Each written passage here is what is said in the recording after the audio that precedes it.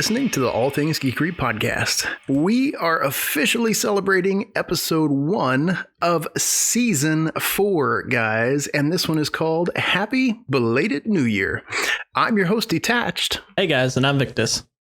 Well, guys, we want to welcome you into 2020, and more importantly, we want to welcome you to, like we said, our 4th year of bringing you amazing people this content. So, guys, we want to say thanks for stopping by and joining us for this podcast, and we hope you guys enjoy this episode.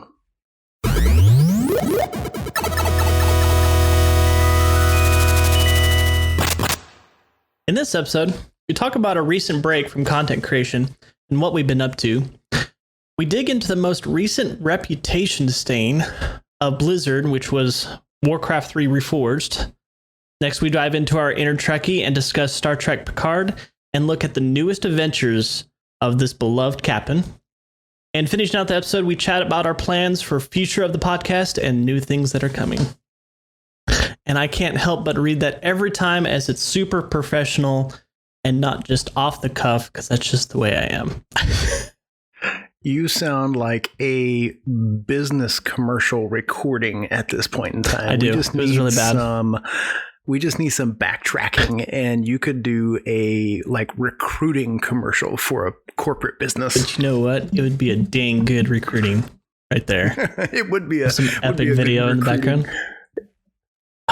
That's because I've been, it's been however since we've done a podcast. It's only been 3 weeks, 4 weeks or so. Let's see. We launched our ending of season 3 right before Christmas. Yeah, we actually, it was right before New Year, wasn't it? Right before the New Year hit? Yes. So that would put us about right a month and a week. Or ever. So I'm a little out of practice. Basically, yes, we're completely out of practice, very rusty. I kind of forgot how to turn my computer on and plug everything up, and I don't even know what technology is anymore. Oh my gosh, it's been a month. I was like, okay, well, I can finally move my... How do I use my mic? Ooh, this thing's kind of shiny. Right. No? Yeah, I had to dust my mic off. I haven't used it in a month. Yeah. But regarding that break, it was nice. It was nice to I'm going to say detached, beat you to it, from content creation, take a breather. And, some people say, maybe it's not the best thing to do that, but for those that are just chugging out content, whether it's YouTube videos or just writing, I know I can see that definitely being a thing, writing or, in our instance, podcast streaming. It's good to take a breather. Yeah. Good to step back. If you just take a break, great.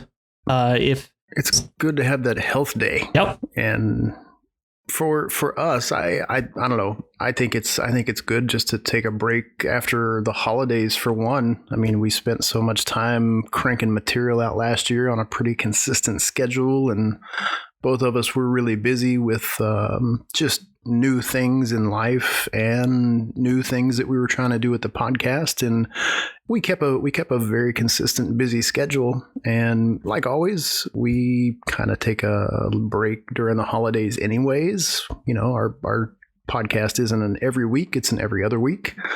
So I just thought it was a great idea to take an entire month off just from content creation altogether. There were still a few things I was doing on the side, but nothing time intensive, really. So it's been nice. It really has. So why haven't you guys heard from us in a month? Well, that's why, because Victus and I have been on hiatus, away from just putting our brains to the grind wheel and pumping out content. And that doesn't mean we haven't been planning, though. We have been planning. Yeah. There's a difference between, the random, we'll sit down and discuss ideas and coming forward to constantly having to keep up to date with the latest news, taking notes, recording those notes, writing scripts, figuring out schedules. So, it's for me, it was definitely a good break to just take a breather and then come back come back where we are now with the kickoff of episode 1 of this new year, new season. So, yeah, this is going on. So March is actually going to be our 4-year anniversary of this podcast, which is kind of ridiculous. That's a long time. Yeah. 4 years. It's 4 years for a podcast. like exactly. But 4 years is 365 days times 4. That's, yes, math. wow, math genius. You know, he says smart things like that, but then it takes him a day and a half to write one paragraph on a script, and then he has to change it 4 times. Blame my ADD. And he does have ADD badly. You know, like if the space isn't in the right spot or the comma's not in the right spot, he won't just change the comma. He will completely erase the entire sentence on the script and rewrite the whole thing. Yep. Absolutely. We did this right before the podcast we're growing right now. Yes, absolutely. And it does not bother me one bit. Well, maybe it bothers me a little bit, but you know, that's okay because I'm used to it. Yep. We've been doing this for 4 years. Yep. So, and we've been friends for a lot longer than that. So you kind of just have to Gotta go with the flow. Yep. You know, I'm kind of Mr. Spontaneous, just kind of jump in and start doing some things. And he's like, oh, whoa, hold up. I need to know A to Z and why do we do this? But people are going to think that I'm like, that was 32 minutes ago that I thought about that. I'm already on like 8 topics later. Can we just keep I don't think keep you going? understand. We have to have a research development, a control group, testing, beta testing.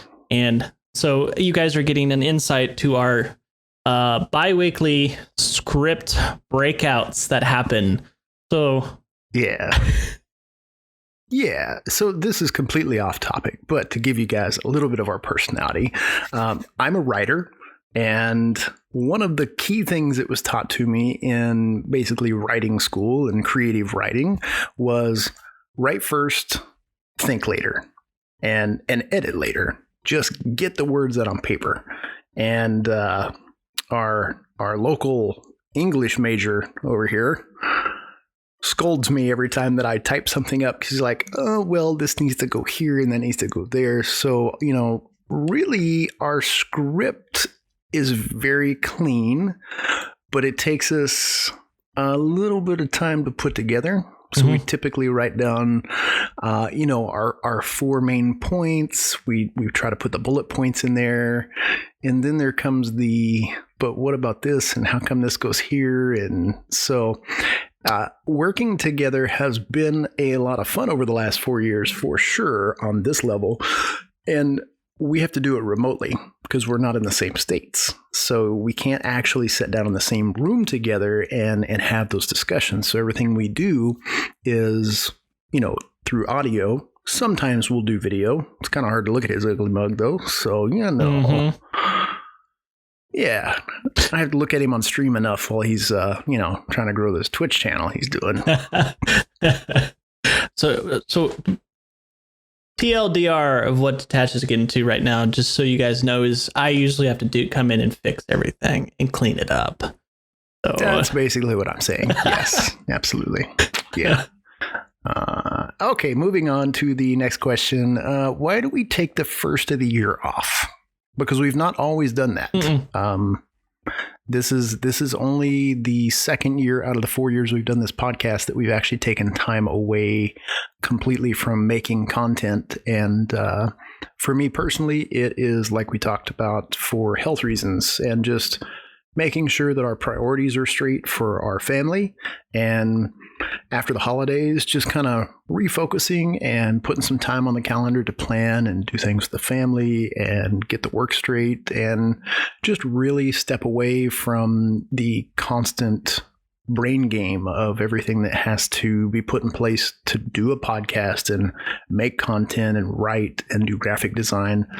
So outside of the podcast, I'm not streaming, I'm not twitching, but I am doing graphic design. I am doing a podcast, and outside of that, I'm also writing a novel series. So my time is pretty much donated to that outlet of media right now. And it's nice to step away just to give your brain a rest and a break away from all that. Yep. So that's why I take the first of the year off. Yeah, and first year always, it works out because, there comes the busy time of the 3 months of holidays that we are all caught up in with, and then combine that with our hobby of content creation here. So we automatically enter into lull. You get off the holidays, you're going into the new year. And so it's just a good time to reset instead of taking it, at the holiday time when you still don't get that real break there. It's, you've got off the holidays and now let's just recollect everything, recollect our thoughts, get prepped for it, do a little bit of planning so we don't have the pressure for it, and then go into it after our break strong and with a plan out of the rest of the year. That's also where we do our planning as well. Not to, it's planning is definitely not as intensive because it can be broken up and worked out. It allows us to get back in place with what we want the next year to be. So that's why we take and I see us continuing this into the next years as well with the podcast and content creation across the board, is to take that break off the first year. Yeah, I think the last couple of years of us doing this has just been a good kickstart to the year because you go into things fresh. Yep. You're not completely bogged down, and so that's really why we've decided to start taking the first year off, and really just kind of behind the scenes what we've been doing. Victus mentioned us planning, and we've had some planning sessions of ideas and thinking things through of what we want this podcast to grow into and new things to come. I mean, there's always that chance that if you continue doing the same thing of that same thing too much, it could become stagnant because things change and ideas change and timelines change, and when we post changes because you just kind of have to keep up with how things flow. So those are a lot of the things that we've been talking about, like what is the next step for us to come. So those are some of the things that we've been doing on the planning phase. Outside of that, I really have been enjoying Red Dead Redemption 2. It has been kind of a about nothing else but Red Dead for our break. It is so much fun just to get away into just a fun world. It's open world, and there's so mmany things to do. So that's been kind of my little refresher in the gaming world. Mine for I've taken a break right away from my normal content of streaming and just been able to just go back through games that kind of been put off to the side due to a focus on a particular type of game. But I've been really into Warframe Space Ninja playing this last 4 weeks or so that I picked it back up and really enjoying it. For those out there, if you haven't picked up Warframe, it is free to play. The way they make their money is, of course, do have a massive inventory of stuff that you can collect in the game, and to get some of that faster, it's not a pay to win because there is no PvP aspect really in the game. You can purchase in-game currency to get that stuff faster. But a lot of it could be earned in game as well if you know what you're doing and spend the time doing so. But with that, I've enjoyed the complete differences because for a while that was playing a lot of Destiny 2, and taking that break from that has been nice. Yeah, we ground a lot of Destiny towards the end of the year. We got a lot of things accomplished, and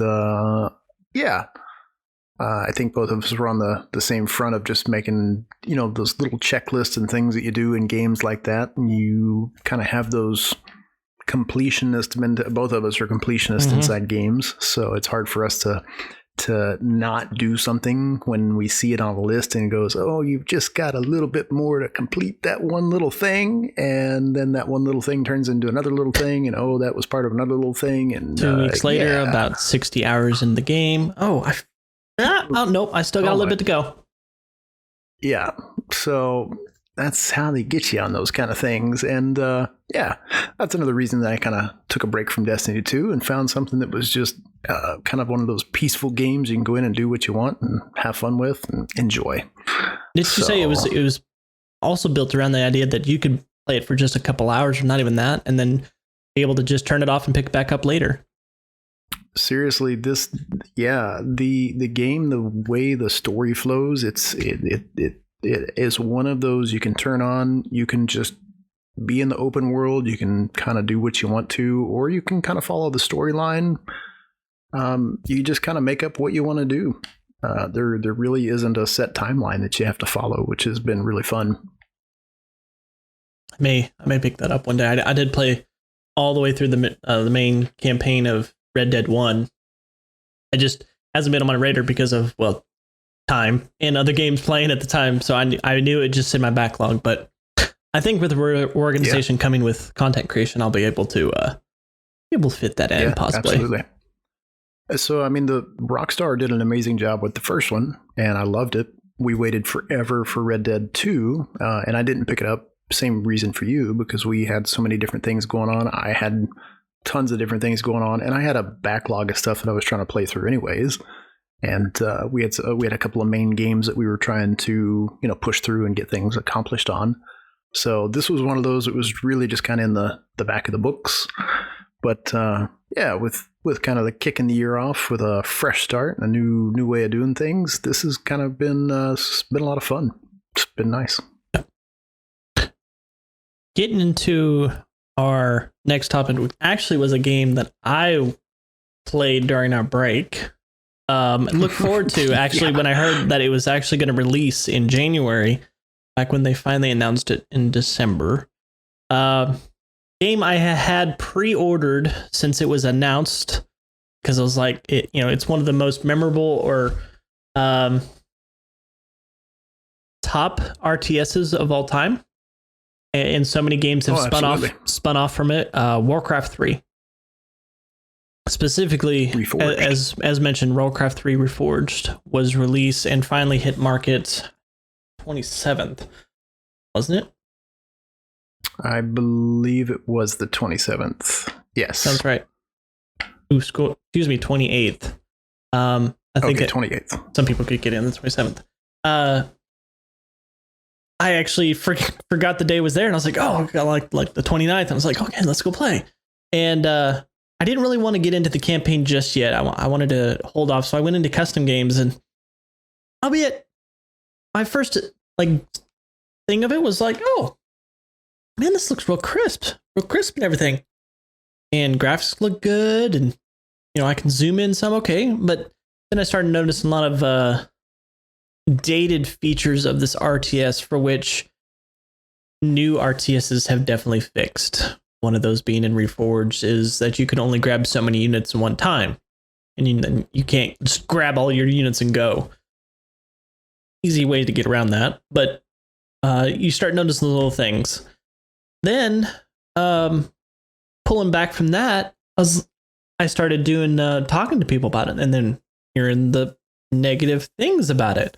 So apparently this game has been a mess, and I agree now after playing the game. So I have not played it. I wanted to get it, but I was also kind of leery, just from some of the stuff that Blizzard's had going on. They haven't had a good track record over the last couple of years. So I wanted to play it, but I also wanted to wait just because I had other things that was already in the books. And they've kind of bombed on this one. So yeah, this will definitely be a pass for me. Yeah. One thing that hit me right off the bat, like day 3 after its launch, I couldn't stay in a custom game. Because the custom games are technically servers, and you were just constantly DC'd from the game. It wasn't until about... So It was just booting you completely out. Yeah, I would be sitting there playing, and all of a sudden it would go right to the score screen. I was like, "What? I didn't hit quit game or anything like that. Trying to figure out what was going on, and kept trying. I finally got through a couple custom games. It seemed to happen the most if I tried to do really big maps on a lot of people. But yeah, that was one of the biggest issues. The others was I didn't experience because I didn't play the campaign and didn't notice it. But when they announced Warcraft 3 Reforged, they advertised and showed off cinematics that were not done in the original Warcraft 3, where they did different angles during the cinematics using the in-game graphics, and that was everybody was looking forward to. Like, oh, that's so cool, and that's gonna be really neat to have in Reforged, along with, and this is what I was hoping for. Never saw evidence of that, but a complete redo of the cinematics for Warcraft 3, like the actual high fidelity, the ones we saw in game that looked like movie, like the one that we see in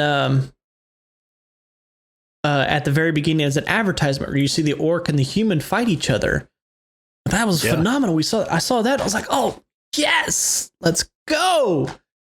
But that didn't actually make it into the game, did it? That one did at the very beginning. No other cinematics were changed, except for their resolution was brought up. Everything else about them was identical. Besides that.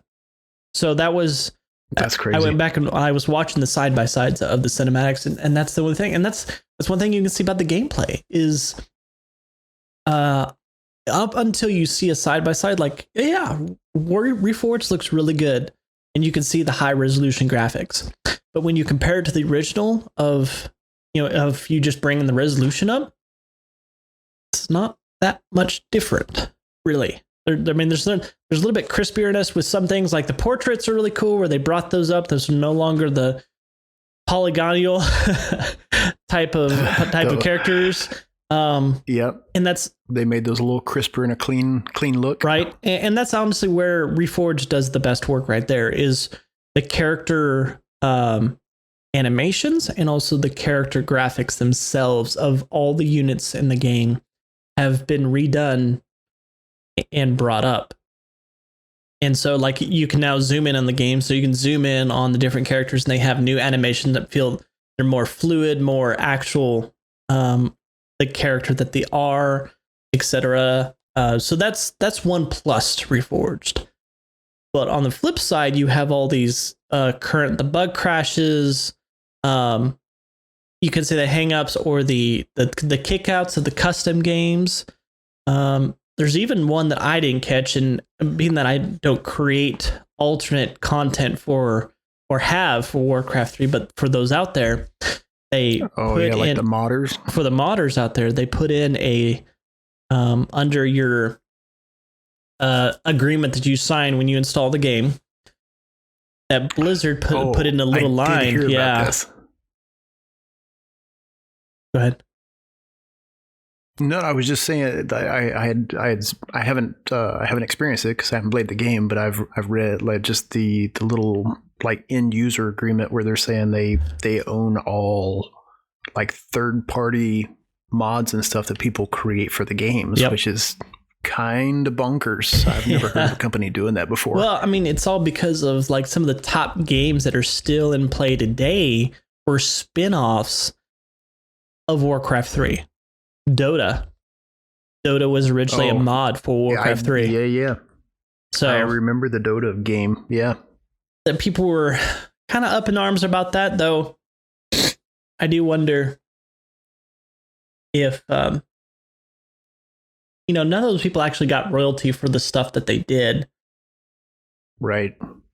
But still, it's a little tricky there to say, okay, everything created here is, as a business property way, of Blizzard. Yeah, as a business, if you think about the business side of it, I understand what they're doing there, right? Somebody's creating content that's based on your content, so you want to claim it because it is you enabled it in the first place. So as a business move, you could understand where they're coming from, but still to not express that or maybe do it a little bit differently. Come on, Blizzard. Really? Man, the list just keeps going too. I actually refunded my game. Did you? Yeah, I did. I wondered if you did. Yeah, I didn't even go into the campaign. I was like, I can't move forward because these particular things that I was looking forward to are not in the game. Honestly, the cinematic was the one I was looking forward to because they were so cool watching when I originally played Warcraft 3 when I was growing up and watching those cinematics for the first time and being able to have the hope that they're going to be remastered in a way. That's what I was looking forward to most. And could say, they never actually, they never said those were getting redone. But then they did others. And it's a shame too. I mean, something that was so popular as Warcraft to hype the community up like they did and bring a classic game back out and redo it. And they're not the first company to do that. This is not groundbreaking stuff. Plenty of places have done remasters of games before, but I don't know, Blizzard has just over the last few years not been the same company, and they've really slipped on their customer service, and just the products they've been putting out have not been what they used to. So yeah, and this was one that was supposed to be like an easy win for them, really. This was not an easy win at all. No, I mean, I think this just drove the community farther away from really grabbing a hold. I don't know. I think Blizzard's last ditch straw to make something, to me, their good ideas have already been done, and they're out of them. Yeah. I mean, there's just with I think the one that also really messed with a lot of the original OG players of Warcraft 3 is that in the rollout of Reforged, unless you own the game, you can't even go back and play or get the original Warcraft 3. Like it's just gone. You can't. Oh, geez. I don't think you can purchase it anymore. Or that I didn't know, which is crazy. But I mean, the Warcraft originally came out, 10 years ago? 11 years ago? Warcraft 3? Yeah. Let me check. Was it 10 years? I think it may have been 10 years ago. Actually, 18 years. Okay, 18 years. July 3rd, 2002. Later, they're remastering. Wow. That is amazing. Well, even you go back and look at... Oh, they're showing all... Never mind. No, I mean, you can go back and look at the original graphics of that game, and they still hold up, pending the resolution, it works on the monitor you're playing on. But, yeah, they... It just wasn't enough to be remastered. And I've said this to a couple people after I sat back, went and looked at the cinematics, went and looked at everything they did. Warcraft Reforged was just an HD retexture pack that I paid $30 for. And that's why I refunded it. Some people don't share that opinion. That is after looking at across the board, what things were done, what things were not done and changed. Yeah. That's where I think it fits the best description of what they've done with Reforged. Instead of it being a full remaster. Crazy. $30 for a texture pack. $30 for a texture pack, for an HD 4K texture pack. Well, I know there's a lot of outrage from the community. Just, they feel cheated. Mm-hmm. They don't feel like they got the product that, Blizzard promoted. I think the first time we saw something on the remastered was back in 2018, and the previews and things that we got then, like you said, just was not their finished product, and it just seems more gaming companies have that going against them. I mean, we see it with a lot of them where they have this out of game cinematic that they promote and they premiere and they show off all this fantastic looking gameplay, but it's not the delivered product at the end. So Yep. It just seems to be the, mentality of the gaming companies nowadays. And, consumerism from this side is you're going to pay it because you want to play. And then comes the disappointment or outrage or the joy and the fantastic game that you get. Just depends on the company. And I've just personally, I've been burnt quite a few times by the games that, some of the previous gaming companies that I used to enjoy don't put out, the material that they used to. And Blizzard is one of those. I don't enjoy the games that they put out anymore. It's not their quality of stuff. And yeah, I enjoy seeing what they've got coming in their future. But if they keep making mistakes and doing things like this, I don't think they're going to make it. I really don't. Yeah, I don't know where they can go with the games. This was supposed to be kind of an olive branch to the community. And to be fair, they reacted very quick to this, which you could say they created a problem and then fixed it real quick. In so much that they, instead of when refunding the game, and this is a weird hats off to how quickly they acted, but in refunding of the game, it originally was going to take some looking at to if you could actually get a refund. They completely changed it to instant refund. By the time I went in to ask for refund for the game, it was instant refunded to you. Oh, wow. So good on them for doing that. But still, there is the kind of mess that is Reforged, or I should say the HD texture pack that is Reforged out there right now. They did say they're still working on it, and whatever they work on it, I don't know that it will ever bring it up to what a remaster needs to be. We'll see. I don't know. How would you come back after doing something like this, the community being outraged, asking for refunds, and then trying to redo the same thing to give the people what they actually wanted? To me, just it may never do it right in the first place. Yep, I don't know. I agree. I'm not a game developer. I don't know how long this stuff takes, or I know it takes the manpower that some of these companies.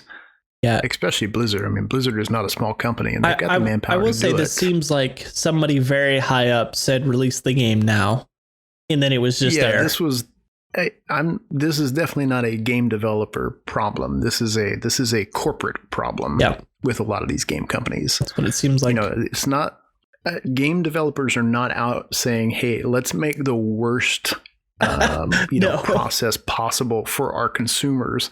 These guys are passionate about what they do, and a lot of the corporate guys that are out there, it's the cash cow for them. So, like you said, they're popping the guns quick, and hey, we've got to meet this 10-week deadline, and you guys got 2 weeks left, and I need to see results, or your job is gone.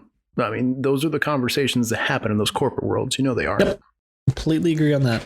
And so I don't know where Blizzard can go with content to release now to bring in the good grace of the community. It's kind of been a reputation stain after reputation stain after reputation stain. So you gotta stop digging that hole, Blizzard. You really just gotta stop.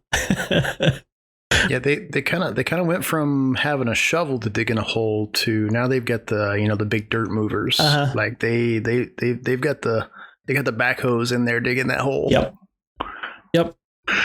I don't know. We'll just kind of have to see. I think after a while, the community is just tired of doing the same old thing. They're gonna lose their fan base if they continue this. Mm-hmm. Yep.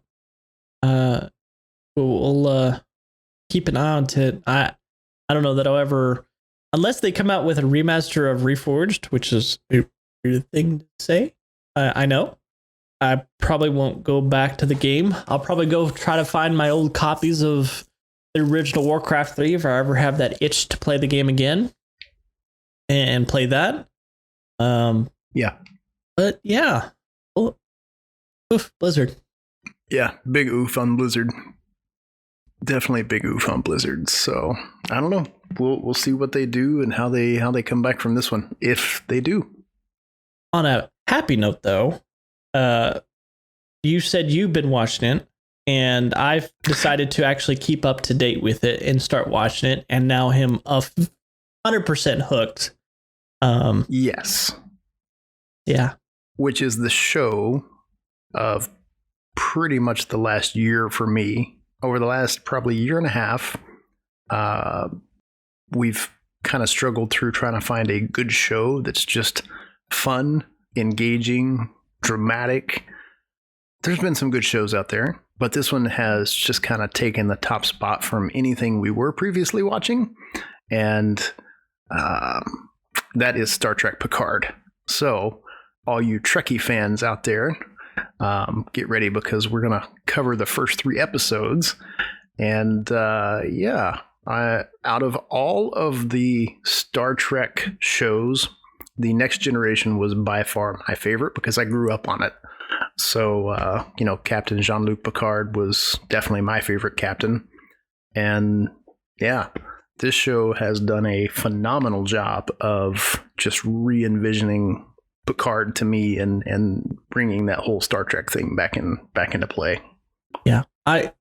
So regarding Picard, I heard it announced and I thought it was cool, but I wasn't like, oh my goodness, I have to see this as soon as it hits, and keep track of it. I was like, that's really cool. They're doing that. The Star Trek fan base needs that, because I will have to say, I haven't kept up with a lot of Star Trek stuff over the years. Like, I still need to go back and watch Discovery. I've heard how good it is, but I need to go back and watch it and get up to date on it. I happened to be looking for something to watch. I was like, okay, episode 1 and 2 have hit. Let's go watch it. 20 minutes into Picard, I was like, okay, this is really good. And now I'm hooked. Yeah. They've done a really good job. They have. I love what they've done, and you even mentioned Discovery. So from a Star Trek fan, Discovery is amazing as well. Much different storyline, much different plot line, because Discovery takes place 10 years before the Enterprise is even made, which is crazy. So, but to talk a little bit about Picard, if you guys have not seen the show, there are spoilers, because we talk about kind of the premise of what each of the episodes are around, and kind of discussing just the show in a whole. If you guys don't know what the show is about, I would highly recommend go watch it. It's on CBS All Access, so anybody that's got Hulu, I think probably has access to it if they've got that live TV section. Mm-hmm. But I think if you have not watched any of the older Star Trek Next Generation TV series, or if you've not watched any of the Next Generation cast in the actual movies that they did, like First Contact or Nemesis, then you may be a little bit lost, because the show does follow that timeline. The show picks up basically 20 years after Nemesis took place. Nemesis was the last live action Star Trek movie that they did with the Next Generation cast, with Picard and Data and their whole crew. And that's what I really loved about the premise of the show, was you're following the same timeline, you're following the same characters. Picard is an old man now. He's not the younger captain that we saw back in the day. He's well into his 70s, and he's retired from Starfleet, or quote unquote retired from Starfleet. He stepped out of Starfleet, which is pretty interesting and a cool plot line of what they're doing here. So yeah, this one's definitely been kind of the dramatic mystery, I should say. Has been kind of a mystery of what's going on. And that's kind of crazy that it's take place after this, because it mentions right off the bat that we hear about the Romulan supernova, which I'm not a Trekkie lore kept up with it, so I don't know if it's completely canon in all aspects of Star Trek to have that in there. The only references I have to it is, of course, with the last 3 Star Trek movies with Captain Kirk, and it referenced that in the very first one, the supernova, Romulan supernova. But this particular take on it is interesting in that, immediately, as we get into episode 1, which kicks it off, it jumps right into that Jean-Luc Picard, to his nature, wanted to save all the Romulans from the supernova, or the coming supernova. Right. Well, and there was a massive rescue effort that he had tried to put together. Mm-hmm. And that was, I think that just pays homage to his character from the Next Generation series. He was always kind of an ambassador for life in general. He was always trying to save anyone, any person, any species that he could. War was the last thing that he was really about. He was more of a diplomat than anything. So I think they're really trying to pay a good homage to just his character as a captain and what he did in Starfleet, which was really what, unlike you, I saw the preview and I'm like, oh my gosh, I have to watch this as soon as it hits. So, yeah. From a timeline standpoint, I think they've done a really good job. So this whole supernova bit, if you guys remember in the 2009 Star Trek that hit with Chris Pine and that storyline, there was an alternate timeline that had happened where Spock was engaged in this alternate timeline, and that's where they saw the destruction of Romulus. And that kind of plays into this whole storyline as well. Along with the whole piece about Data sacrificing his life back in the 2002 film of Nemesis. So Data was kind of this anomaly that was made, and the technology that Data had in him is really kind of the center of this show. It's played a big role in it anyways. So when Data sacrificed his life in the first, basically the end of Nemesis, and saved the crew, that's kind of where Picard still had life left in him. He still did things in Starfleet, but we learn later on in episode 1 that he is a retired admiral. Basically, things happened more or less out of his control, and he resigned out of the Starfleet. But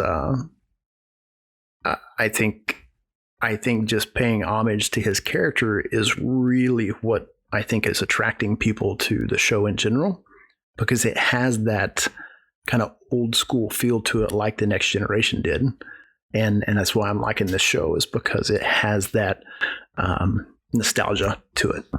Yeah.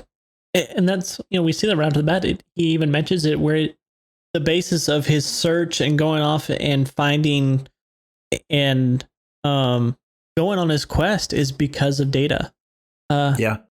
And trying to find memories or remnants of his friend that sacrificed himself in the events of Nemesis.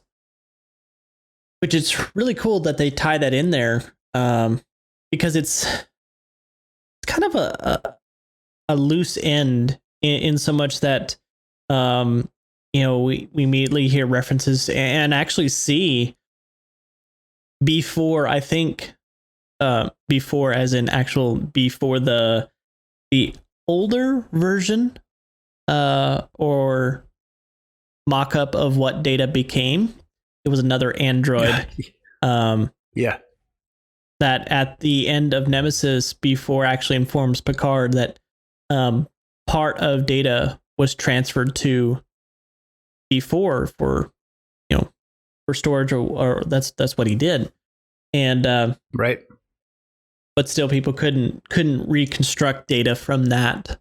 So that's basically the reason why Picard is going on this mission. He's now coming to encounter with this person that Daj. that Her name is somehow Daj. knows him. He doesn't know her right off the bat.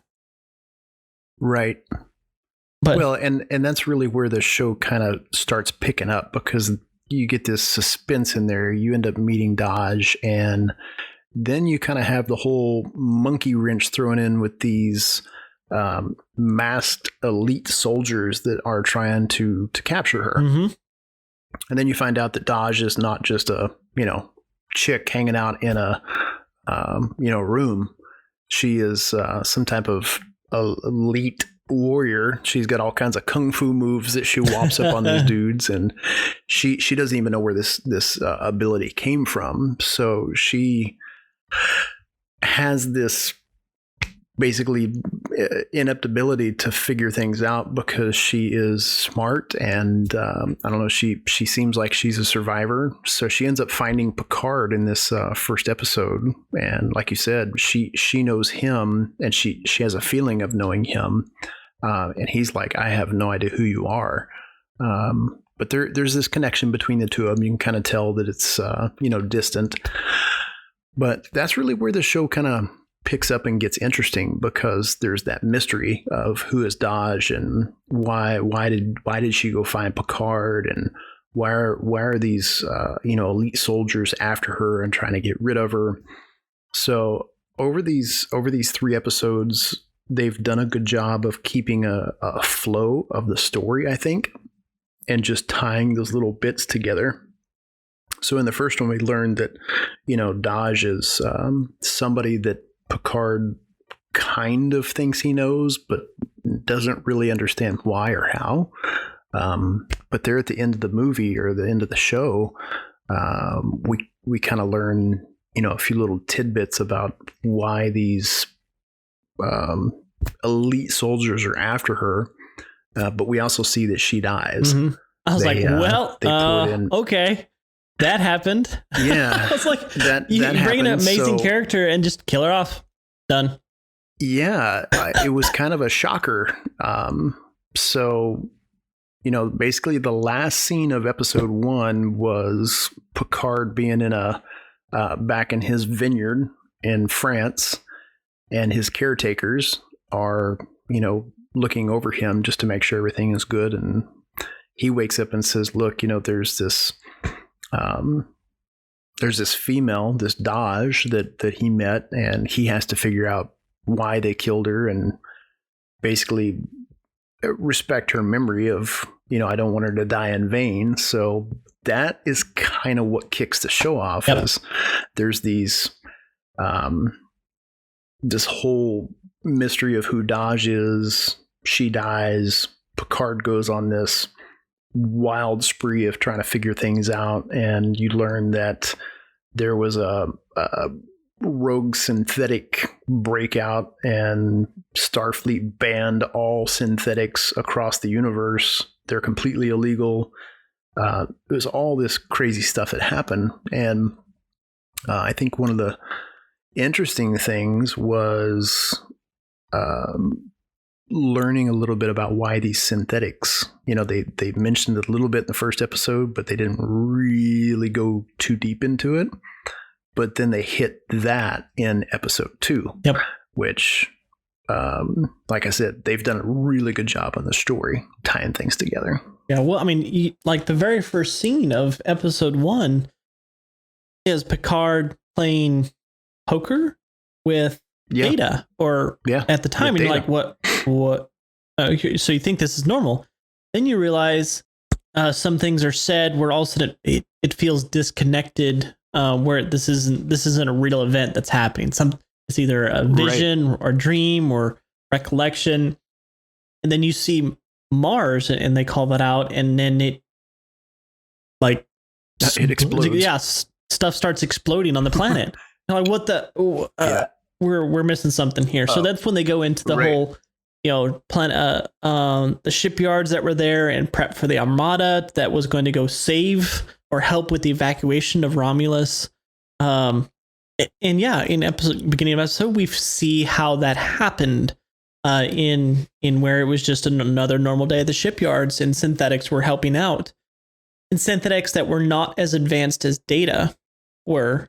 He was the only exception to ever exist of how advanced he was. Well, and even though Data was a synth and he had, he was a straight up android, he had, I don't know, I guess because he spent so much time with humans and Picard in general, there was like some human understanding behind him. And I don't know, in certain ways, his creator actually made him to be as close to humans as possible. So, I mean, from a show standpoint, I think they've done a good job with Picard. I think grieving still over the loss of his friend, even though it's been 20 years. They show Picard being stuck in his home. Yep. And he's not the same. Yeah. He doesn't have the same authority to him as he did previously in the movies as a captain. He doesn't have that same like grit for life that he used to, it seemed like. So I even like that about the show. They've kind of made him, I don't even know what the word is that I'm really trying to go for here, but they've kind of like de-Starfleeted him. Almost. It's almost like he is still Starfleet, but he's kind of forgotten who he was. Yeah. Well, I mean, his life was space, and so taking that away from him, he's kind of lost the pep in his step. The reason. I wouldn't say the reason to live because he's still going on, but it's his meaning to life. Really, his what he wants to do deep down. And you could see that from episode 1 into episode 2, and just the way I think it's in episode 1 when they're having the interview and they keep pressing him and challenging him about what happened about the supernova and his retirement. And, he does have an outburst there against Starfleet in that interview. But so it shows some bad blood there between the two. But then you can see it because he starts on this quest and it's revitalizing him. He wants to go accomplish this for, 2 reasons. One being he's going to go back into space. And the other is it's for his dear friend Data, and possibly recovering Data. Which is exciting. Yeah. Well, because we've seen some flashbacks. You mentioned the one with them playing poker, but then the one that was really kind of cool was the flashback of Picard waking up out of his bed, flinging open the windows that kind of outlook his vineyard. And out in this vineyard is Data painting a portrait. Mm-hmm. And I thought that was really, because the tie-in of where we're kind of going into episode 2 here, Daj has passed away. She died. And now we're kind of into this whole Picard is trying to figure things out. So this memory that he has, this dream that he has, he walks up to Data while he's painting this portrait, and Data turns and looks at him and says, would you like to finish the portrait? And Picard says, I don't know how. And Data says, yes, you do. And that's really where Picard wakes up in this next little, bit. But the cool part is you learn who these paintings were of and what they were. But I think as far as the tie-in for Picard to how they've made Data, how they've made the relationship with just the people that Picard knows throughout the galaxy. I mean, he was one of the most decorated captains in Starfleet, and my goodness, he was, an ambassador of, life, and he met so many different races. So it's not like he's just completely lost. He's got contacts all over the place. And I do like that they're using those contacts. So. Yeah. And that's one thing I've come to enjoy about Picard is they're going the same route of any modern, successful modern series, TV series, streaming series is, compared to what I grew up on the TV shows of Star Trek, which each one of those was its own little story and sometimes you may tie back into the main. I think of Star Trek Voyager, where the entire thing was them trying to get home. Yeah. But you'd have these little side stories or side episodes of that they found something new or going on it, and then they're okay. And it briefly mentions they're back on trying to get home. This is a continuous build on mystery, suspense, storytelling that I don't think Star Trek has had in episodic form. And I really enjoy I enjoy that across the board in any TV show I watch, where it's continual build upon. Now maybe we might come to an episode later that's has nothing to do with the main story. You know, we had that in Mandalorian, where there's several episodes that, yes, it had the main character, but it had absolutely nothing. Or for you could probably fill in some small details that it furthered the overall understanding of the story, but it wasn't. For the most part, it was a filler episode. Yeah, it was a filler episode. Right. So I'm really, really glad to see this with at least Star Trek, because even with the Star Trek movies, the most recent ones, it was a build upon. Absolutely, it was movie to movie of the growing of Captain Kirk, Spock, and the main cast of and group of the Enterprise there, in growing there. So again, haven't seen that that I remember of Star Trek so far, you know. So that's what I've come to enjoy, and I look forward to getting into Discovery to have that same feeling about whatever the main plot point is of Discovery, following that through. Now, I'm sure I kind of want to say there's going to be filler episodes in that one. So possibly. we're just in season 1. We've come in late to the game, but so far season 1, we're 12 episodes in, and all 12 episodes have been a continuation of a story and followed through. Impressive. So it is basic. So far, it is like watching a movie unfold book format, page by page, and you get to see the character development. You get to see the story development, and that's why I'm enjoying Picard as well. You're just watching that kind of story unfold page by page. So I think episode 1 did a good job drawing the audience in, giving them a little bit of what the story was going to be about. And then episode 2 just kind of really kicks things off, because when Picard was sitting and talking about his interview, you know, we saw that emotion and him kind of blow up and say, look, we're done, because they kept pressing him about why he left Starfleet, and it wasn't supposed to be that type of interview. We kind of learned what happened with the Mars attack and why the synths were completely banned across the universe. And pretty early on, we learn who Daj and Soji are. Soji is Daj's twin sister. Yep. So spoiler alert for everybody that hasn't watched the show. We actually learned that Daj and Soji are daughters of Data. Yep. And that was just kind of one of those moments where you're watching the show going, oh my goodness gracious. It was a cool revelation in the way they're bringing this together. So Picard has been doing his research. He's been tracking these things down. And I think they've done a cool job. So there's everything from mystery to drama to there's good action scenes. The graphics are really good in the show. The story plots are really good. Episode 2 had an amazing finish, and how they kind of pulled everything together to Picard bringing his team together to go figure out and find out where this second daughter is. And that's where those paintings came in.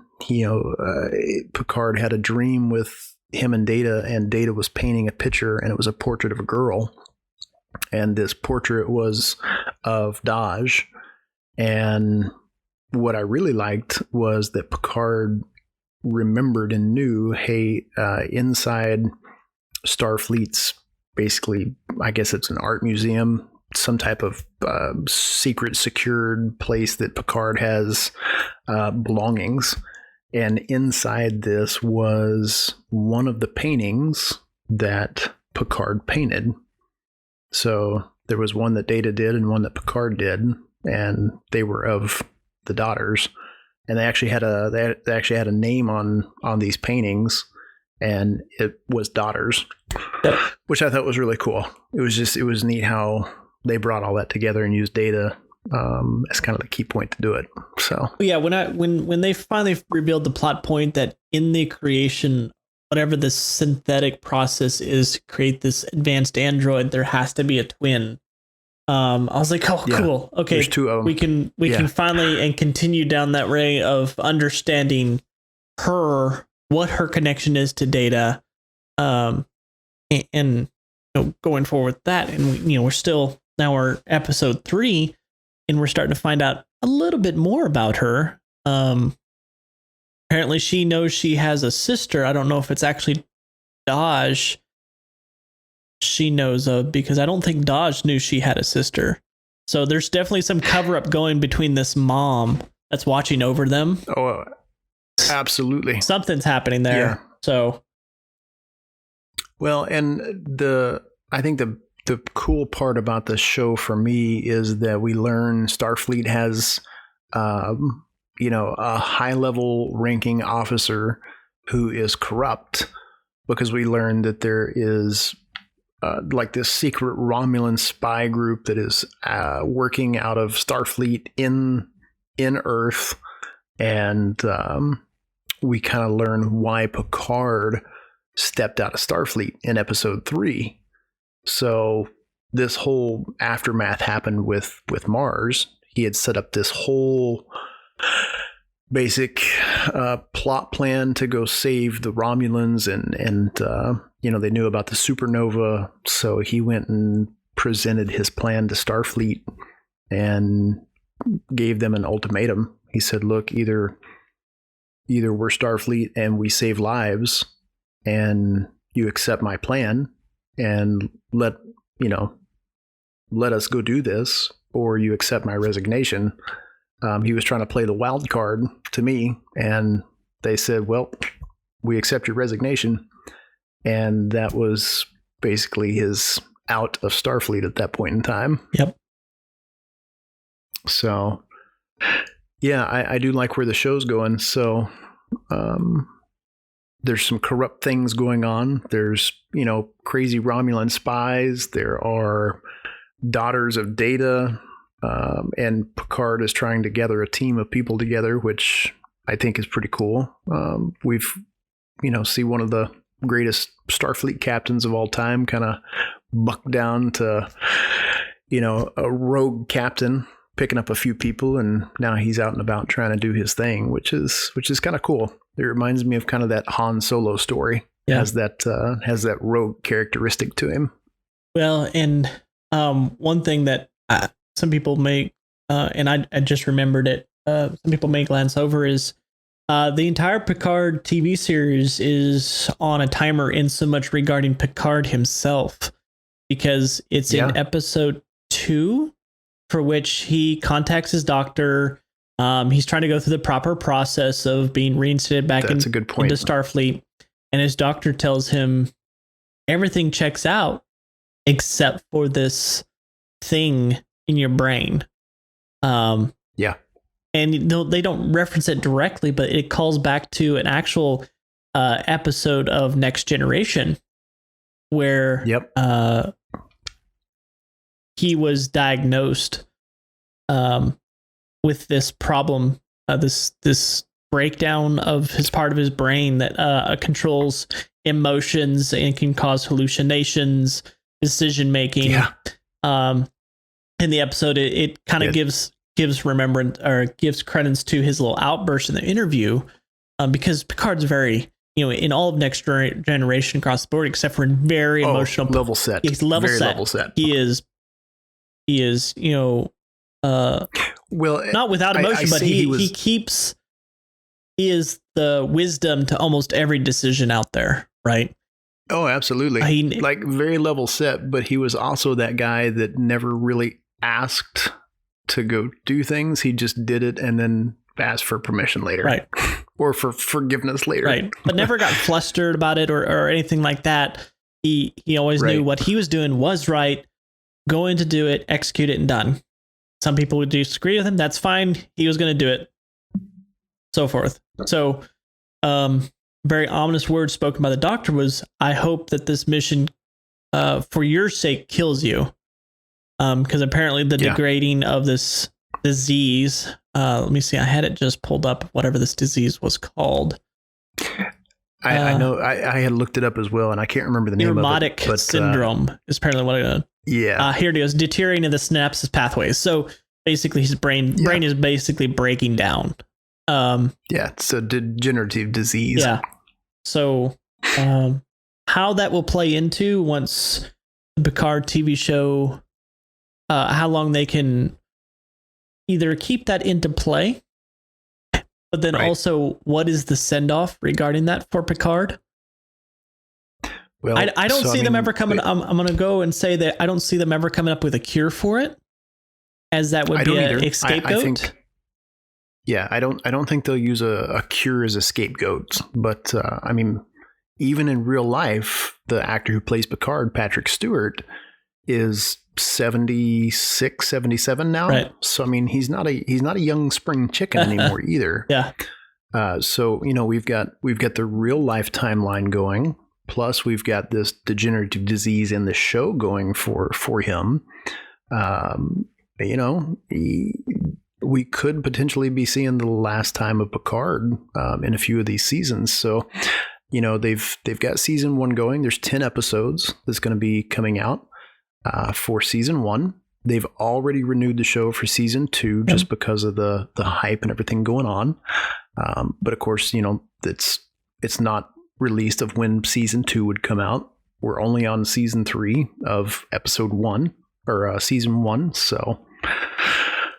Yeah, we'll see what comes and what happens. I'm really liking how they're tying this story in. Like you said, they're doing a good job of building it like a suspense movie, and it's not there's not been this filler junk that happens with some of these shows. So that's been my favorite part so far. So far, we may come into some of that as he now is off on his adventure to start putting the pieces together of this connection between Data, these twin sisters, how they come together, this conspiracy theory behind, or possibly not, Romulan's connection to the destruction of the Armada, possibly, or whoever else could be involved with that. So a lot of pieces here. We'll see if they continue with that. Yeah. Well, and episodes come out they're weekly, and they're coming out on Thursdays. Mm-hmm. So Thursday needs to hurry up and get here quickly. No joke. Like, why can't they just do like Netflix, release them all? But then again, we've been that's been so hard. We say that, and it's I'm going to say it's hypocritical of myself to say that, because I was a supporter of how Mandalorian did it, in so much of we had time in between to discuss the movies. Like, we had mass discussions at work about it. Like, okay, so this just happened. And what did you think of this? What does this mean? And this is what's happening with Picard for those that keep up with it. And we're just now talking about it because I just started watching it. So I can see that discussion continuing into every episode after, like, that big revelation of episode 5. I don't know if there's going to be one, but example. So yeah, absolutely. Look forward to that. And I don't know. I kind of, as much as I want to binge watch shows like this, I actually like the waiting on the show. Like you said, you get to talk about it. There's some kind of preemptive, like what's coming next. Yeah. And you don't get that with, say, a Netflix show where, you've got 20 episodes and you can just hit play and watch it completely through. Mm-hmm. It's this kind of one done mentality. So I kind of do like the fact that we got rid of Netflix and we have gone Hulu, and you get a little break in between. It's been nice. Yeah. Yep. So, well, that is it on our Picard walkthrough for this week. Anyways, we will have to wait and see what happens with these next few episodes. And our last little bit of this episode for the podcast is talking about future plans and things that we have talked about for doing and what really kind of what's coming. And I think to kick things off would be what you're doing with your stream and over on Twitch. Yeah. So in regards to this break, it's allowed me to go back to what I've started out as, and what the stream to be is variety stream. So I'm will be going back to and incorporating games, maybe even set a timeline of how often I can play a game before I move on to the next one, whether I beat it or not. If it's really good, I'll probably extend it out. But it was Destiny 2 there for a long time, but to bring in more story games, more RPGs, more those that are just also fun to stream and play at the same time, because that's some games are not that way. They may be really entertaining to play. You can just sit there and really get into them, but to have them on stream, it's a different beast altogether. So yeah, absolutely, that's what will be coming is many more different games, also to help get through my backlog. A massive backlog of games. Yeah, the backlog continues to grow.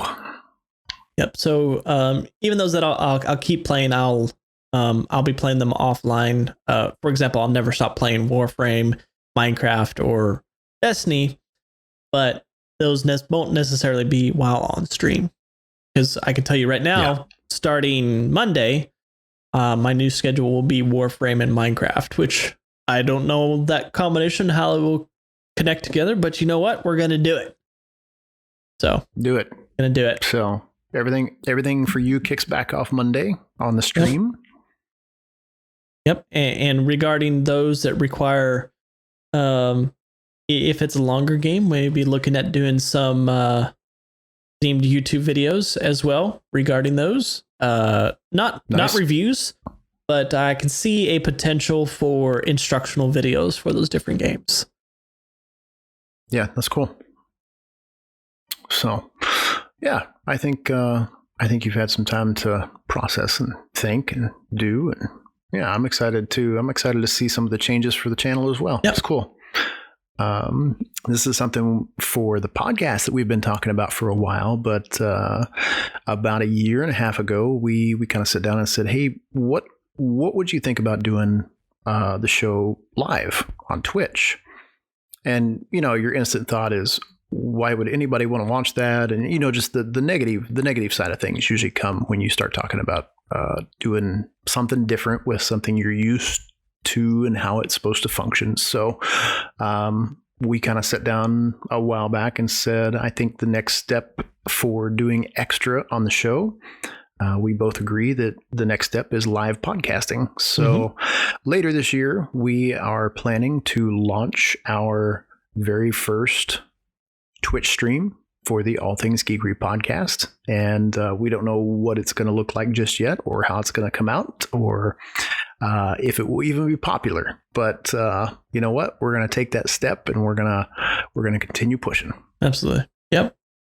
That'll be coming in some way, shape, or form later this year, once all the mechanical and different pieces are put into place. So I look forward to that. Absolutely. Yeah, that's going to be a lot of fun. And it's just going to be something different. So once I can finally get attached to work on his proper setup, that's basically what's holding us up. One of these days. So yeah, we won't talk about that right now. No, we won't talk about that. We'll move on to the next little bullet point here, which is bonus level content. Yep. we threw around an idea again, probably middle of last year, saying, hey, what would something extra be that we could do on top of just our normal show? And we said, well, how about we do something like a bonus level? We tried doing graphics and coming up with stuff, and I racked my brain for, weeks upon weeks upon weeks, and nothing just seemed to fit. So we just kind of put it on hiatus, but we know that the bonus level content is something that we want to bring, and it would be another level of content for the community that we would push out. Again, we don't really know what would go into it yet, but we do have some of that on the back burner. Yep, that's one where we can see great potential of having to provide more content for you guys that listen to our us rattle on about different things throughout the year. So definitely looking at any way to enhance that experience for you guys and provide more content, quality content. Yeah, absolutely. So yeah, always just kind of thinking about what we can do to up our game and, make something even more fun than what it already is, and bringing that next game up just that next little level. So we're going to continue throwing those ideas out there and just keep talking about what we can do for the future, guys. But with all that said, this has been a fun episode to definitely record and get back into the swing of things. And we are officially launching season 4, which is just, again, absolutely bonkers. We've been doing this for 4 years. It's crazy. It's wild to think about. Yeah.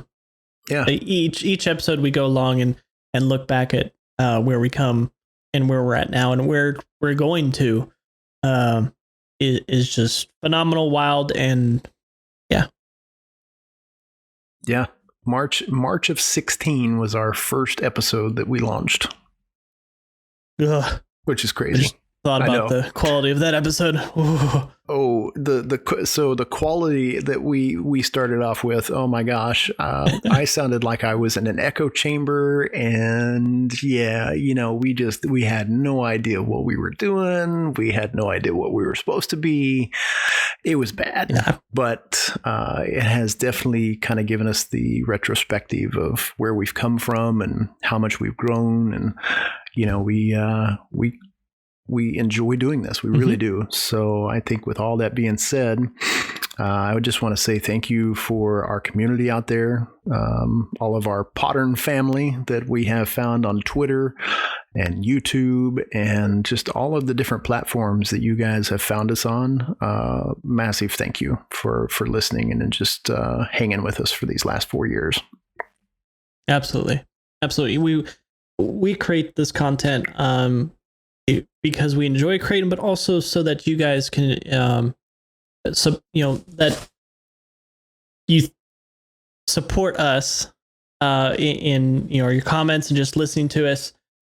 So all the thanks is to you guys for continuing to support us with that, with your likes and your comments and sharing the podcast that we do and all throughout the content creation that we have. So thank you. Absolutely. Absolutely. But to this particular episode, if you guys did enjoy it, and be sure to subscribe to the All Things Geekery podcast within your favorite podcasting apps, whether it be iTunes, Spotify, even Podcast Addict, all those out there. We send it to everywhere that possible that somebody would have an app for. You can go download it and listen to us and subscribe. Absolutely. And I would really urge you guys to drop us a review. And I say urge because that helps us grow a ton. So if you guys enjoy the content and enjoy listening to it, a like and a review out on iTunes helps us tremendously because it gets that feed out into the old podcast world and allows people to see it even better. So if you guys enjoy this, definitely drop us a review.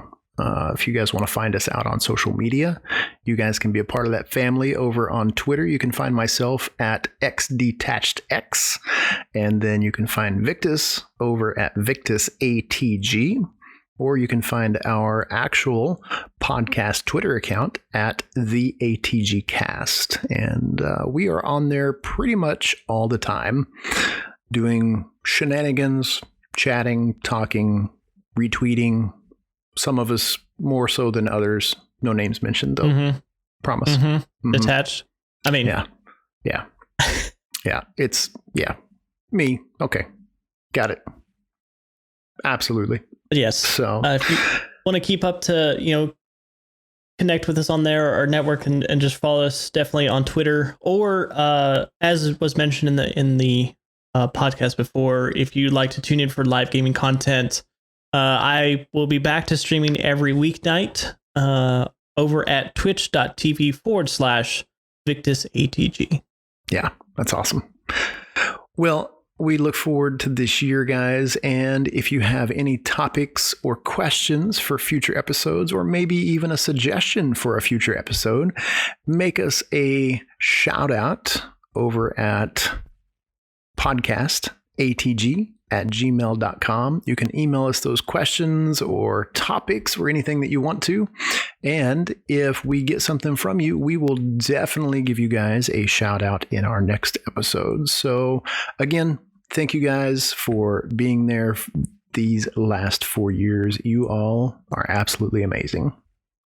All right, guys. Well, that wraps up this podcast. So as always, you guys stay awesome, and we will see you all in the next episode.